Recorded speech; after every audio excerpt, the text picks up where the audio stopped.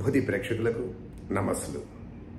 Association of awakening అనే మా WhatsApp group 9th formation day సందర్భంగా ఈ సంవత్సరం ఈశాన్య రాష్ట్రాలైన అస్సాం, మేఘాలయ, మిజోరం సందర్శించడం జరిగింది.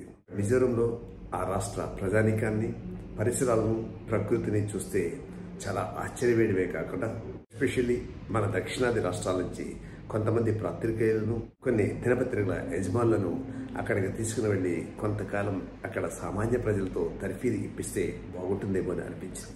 ఎందుకు అంటే మనకు ప్రత్యేకించి తెలుగు రాష్ట్రాల్లో దినపత్రికలు అనేవి కేవలం కొన్ని పార్టీల కరపత్రాలుగా మారిన తప్ప ఆ దినపత్రికలు ఆ బాధ్యతను నిర్వహించట్లేదు. నిజంగా వాళ్ళలో నిజాయితీ ఉండి ప్రజాస్వామ్యాన్ని పరిరక్షించాలి అన్న, దేశాన్ని బాగు చేయాలి అన్న కనీస ఇంగిత జ్ఞానం ఉంటే ఆ పత్రిక యాజమాన్య వాళ్ళతో పాటు కొంతమంది వాళ్ళ యొక్క విలేకరులు కూడా తీసుకుని వెళ్ళి ఆ మిజోరం రాష్ట్రాన్ని క్షుణ్ణంగా పరిశీలించి అక్కడ అన్ని రకాల ప్రజలతో మమేకమై అక్కడ జరుగుతున్న తీరుతెన్నులను పరిశీలించి అవి మన తెలుగు రాష్ట్రాలకి ప్రసారం చేస్తే కొంతమంది అయినా సరే ఆ విజ్ఞానం అందుతుందేమో అని చెప్పి చిన్న ఆశతో ఈ వీడియో చేస్తున్నాను. అదేవిధంగా మన రాజకీయ నాయకులను కూడా కొంతకాలం పాటు అక్కడికి తీసుకుని వెళ్ళి కొన్ని శిక్షణా తరగతులు నిర్వహిస్తే రాష్ట్రాలు కూడా బాగుపడతాయేమో అని చెప్పి ఒక చిన్న ఆశ. అక్కడ చూసిన కొన్ని విషయాలు మీతో పంచుకోవడంలో ఆంతర్యం. మనలో చాలా మందికి ఈశాన్య రాష్ట్రాలు లేదా మిజోరం ఇవన్నీ అంటే ఏదో వెనుకబడిన ప్రదేశం అన్న ఒక చులకన భావం. కానీ అక్కడికి వెళ్తే మనం ఎంత వెనుకబడి ఉన్నామా అని చెప్పి అర్థమవుతుంది. మిజోరం పాపులేషన్ కేవలం 12.5 లక్షలు. చాలా మంది మిజో తెగ వాళ్ళే అక్కడ ఉంటుంటారు. కానీ అక్కడ అసెంబ్లీ అంతా కూడా పేపర్లెస్ అసెంబ్లీ. అదేవిధంగా అక్కడ అసెంబ్లీలో వ్యక్తిగత దోషులు కానీ, లేదు కుర్చీలు విసురుకోవడం కానీ, లేదు వాకౌట్లు చేయడం, లేదు పెద్ద పెద్ద కేకలు వేసుకోవడం కానీ ఇవేమీ జరగవట. ఒకవేళ ఏదైనా ఒక డిబేట్ జరిగినప్పుడు అది నచ్చకపోతే వాళ్ళు దాంట్లో నోట్ చేసి కామ్గా బయటకు వచ్చేస్తారు. అదేవిధంగా మరొక అంశం, అక్కడ ఎక్కడ కూడా శబ్ద కాలుష్యం, వాయు కాలుష్యం అనేది ఉండదు.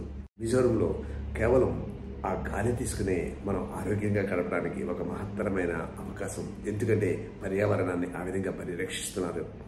ఎక్కడ మీరు టాయిలెట్కి వెళ్ళాలన్నా 10 రూపాయలు పే చేసి ఆ విధంగా మనం టాయిలెట్ వాడుకోవాలి తప్ప బహిరంగంగా మలమూత్ర విసర్జన అనేది మిజోరం రాష్ట్రంలో ఎక్కడ మనకు కనపడదు. ఈ విధంగా ఇక్కడ మనం చూస్తుంటాం ఈ చర్చిలు, మసీదులు, దేవాలయాలు చేసే రణగొడతని. ఆశ్చర్యకరమైన విషయం ఏంటంటే మిజోరం రాజధాని ఐజ్వాల్లో ఉన్న 3 రోజుల్లో కనీసం ఒక్కసారైనా నమాజ్ కానీ, చర్చిల్లో ప్రార్థనలు కానీ, దేవాలయాల్లో పాటలు కానీ ఎక్కడా వినలేదు. మైక్ శబ్దం అనేది అక్కడెక్కడ మనం చూడలేము కూడా.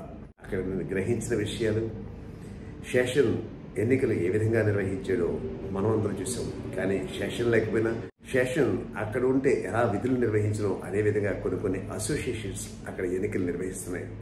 ఆ అసోసియేషన్లే ఆ ఎన్నికలన్నీ కూడా క్రమబద్ధీకరణ చేస్తూ ఈ మధ్య జరిగిన ఎన్నికలు కూడా వాళ్ళ ఆధీనంలోనే ఆ ఎన్నికల నిర్వహణ జరిగిందట. అక్కడ వాళ్ళు నిర్దేశించిన దాని ప్రకారం ఏ క్యాండిడేట్ కూడా తమ నియోజకవర్గంలో 10కి మించి ఫ్లెక్సీలు పెట్టడానికి వీల్లేదు. ఎవరు కూడా మైక్ ద్వారా పబ్లిసిటీ చేయకూడదు. ఏ క్యాండిడేట్ కూడా కాన్వాయ్తో 10-15 వాహనాలు వేసుకుని ప్రచారానికి వెళ్ళకూడదు. వ్యక్తిగత దూషణ చేయకూడదు. తమ యొక్క నినాదం చేసుకోవాలి. దీంట్లో ఏది అతిక్రమించినా అతన్ని డిస్క్వాలిఫై చేసి ఆ ప్రజలంతా కూడా ఓడిస్తుంటారట. ఇదే విషయాన్ని మిజోరం గవర్నర్ హరిబాబు గారిని అడిగినప్పుడు కూడా ఆయన మరొక ఆశ్చర్యకరమైన విషయం చెప్పారు.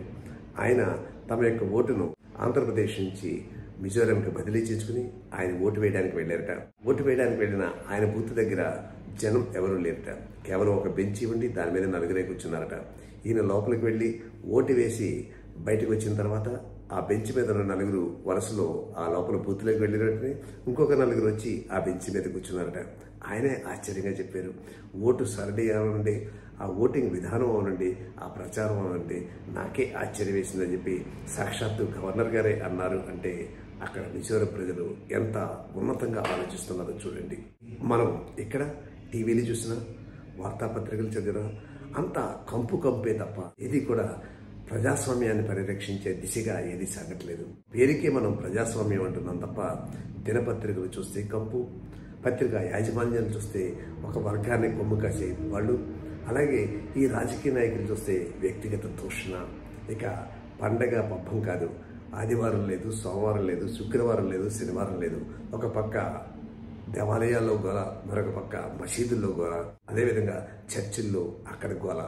ఈ గోళాల మధ్య భగవంతుడు ఉన్నాడో లేదో మనకు తెలియదు. కానీ ఇంత శబ్ద కాలుష్యాన్ని చేస్తూ మత పోరులు, వర్గ పోరులు, కుల పోరులు, ఆధిపత్య పోరులు అంటూ కొట్టుమిట్లాడుతున్న మనం వెనుకబడిన వాళ్ళమా?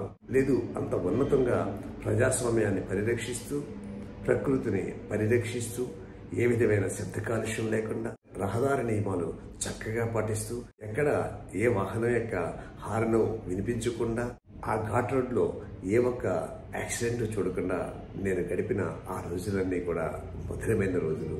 అది తలుచుకున్న ప్రతిసారి కూడా అనిపిస్తుంది. మన దక్షిణాది రాజకీయ నాయకుల్ని, పత్రికా విలేకరుల్ని, అలాగే రాజకీయ కార్యకర్తల్ని, వీళ్ళందరినీ కొంతకాలం పాటు ఆ మిజోరంలో పెడితే కనీసం కొంతన్నా నేర్చుకుంటారేమో.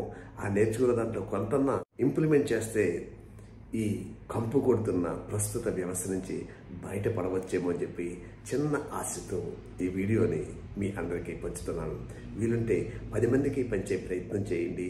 మనం ఎంత వెనకబడి ఉన్నాం, వాడు ఎంత అభివృద్ధి దశలో ఉన్నారో ఒక్కసారి ఆలోచన చేయడానికన్నా ఆస్కారం వస్తుంది. అలాగే మరొక్కసారి నేను కోరేది, మీరు తిరుపతి, మక్కా మసీద్ లేదా జెరూసలం ఇవన్నీ వెళ్ళకపోయినా పర్వాలేదు, కానీ ఒక్కసారి మిజోరం వెళ్ళండి. ఆ ప్రజలను చూడండి. ఆ పర్యావరణ పరిరక్షణ కోసం వాడు పడుతున్న తప్పును చూడండి. ఆ విధంగా చేస్తే మన పుడమ తల్లి, మన భారతదేశం అభివృద్ధి దశగా నడుస్తుందని చెప్పి తెలియజేస్తూ మరొక్కసారి మీ అందరినీ అర్థిస్తున్నాను. ఈ వీడియోను 10 మందికి పంచే ప్రయత్నం చేయండి. మీ యొక్క అభిప్రాయాలు కూడా తెలియజేయండి. ధన్యవాదాలతో.